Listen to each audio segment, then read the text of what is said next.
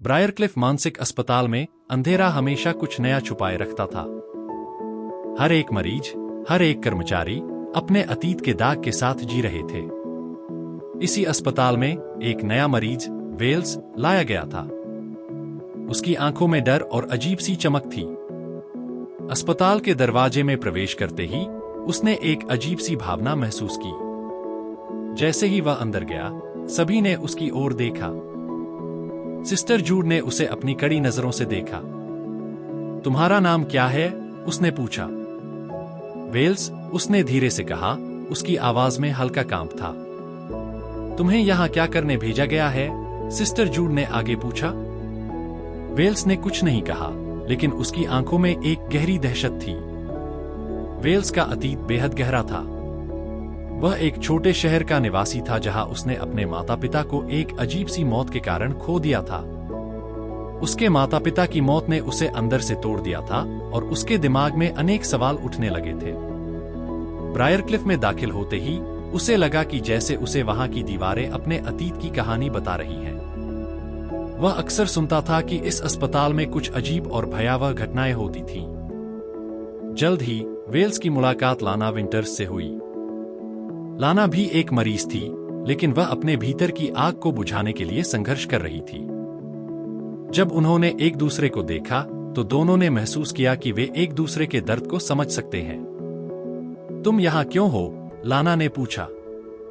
मुझे पता नहीं, मैं बस यहां आ गया, वेल्स ने कहा। यहां कोई बिना कारण नहीं आता, लाना ने उसे समझाते हुए कहा।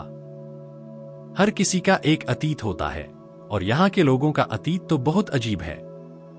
एक रात जब सभी सो रहे थे, वेल्स ने महसूस किया कि कुछ अजीब हो रहा है। उसने सुनी थी कि ब्रायरक्लिफ में रात के समय कुछ डरावनी घटनाएं होती हैं। वह अपने कमरे से बाहर निकला और धीरे धीरे कक्षों के बीच से गुजरने लगा। जैसे ही वह एक पुराने कक्ष के पास पहुंचा, उसे अंदर से कुछ अजीब आवाजें सुनाई दी। क्या तुम यहां हो? एक महिला की आवाज आई। वेल्स ने धीरे से दरवाजा खोला। अंदर उसने एक महिला को देखा जो एक पुरानी तस्वीर को देख रही थी। उसकी आंखों में आंसू थे। तुम कौन हो? वेल्स ने पूछा। मैं एनी हूं। मैं यहां का एक पुराना मरीज हूं। यहां सब कुछ बहुत अजीब है, उसने उत्तर दिया। क्या तुम यहां पहले भी आई हो? वेल्स ने पूछा। हाँ, कई बार। मैंने यहां के कई राज देखे हैं। यह जगह लोगों को बदल देती है, एनी ने कहा। एनी ने वेल्स को ब्रायरक्लिफ के बारे में बताया। उसने कहा, यहां कुछ लोग अपनी असली पहचान भूल जाते हैं। वे सिर्फ अपने डर और दहशत के साए में जीते हैं।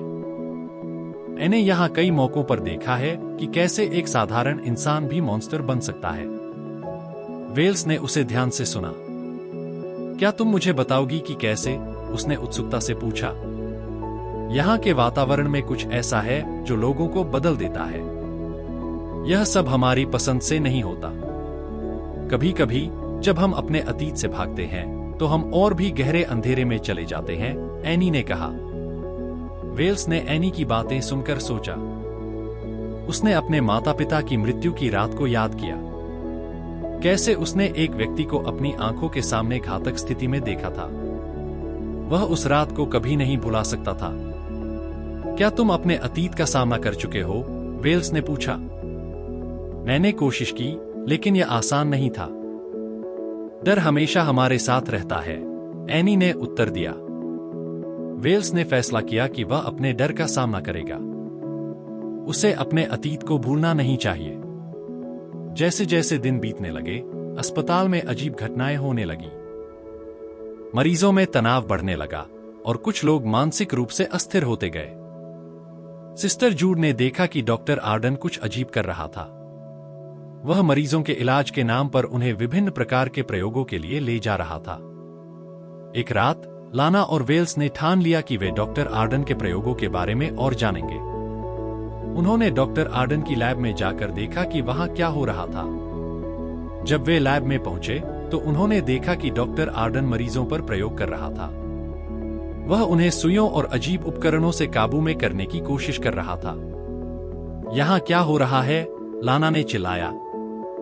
डॉक्टर आर्डन ने उन्हें घूरते हुए कहा, तुम यहां क्या कर रहे हो? यह तुम्हारा मामला नहीं है। लेकिन हम यहां के राज जानना चाहते हैं, वेल्स ने कहा। डॉक्टर आर्डन ने उन्हें चेतावनी दी, तुम्हें यहां से जाना चाहिए, नहीं तो तुम भी मेरी प्रयोगों का हिस्सा बनोगे। लाना और वेल्स ने डॉक्टर आर्डन की बातों को नजरअंदाज किया और योजना बनाने लगे कि कैसे वे बाकी मरीजों को बचा सकते हैं। हमें सबको सच बताना होगा।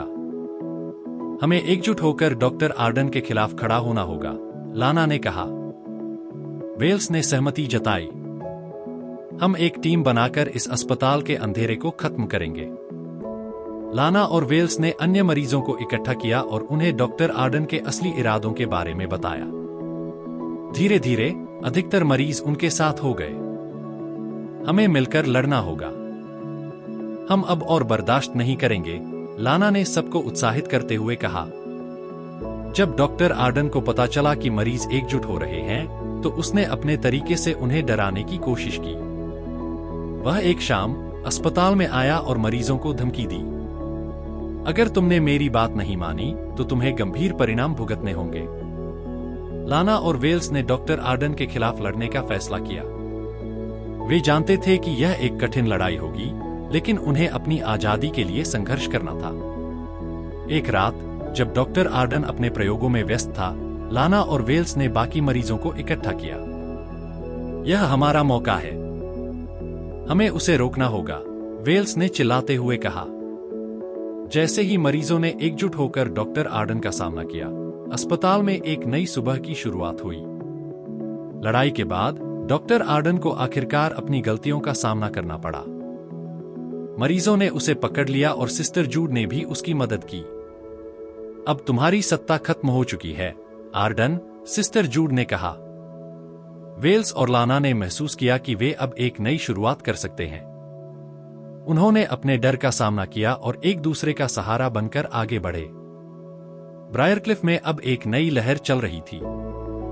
उन्होंने अपने अनुभवों को साझा किया और दूसरों को सिखाया कि कभी हार नहीं माननी चाहिए। इस तरह अंधेरे में भी एक उम्मीद की किरण जगमगाई।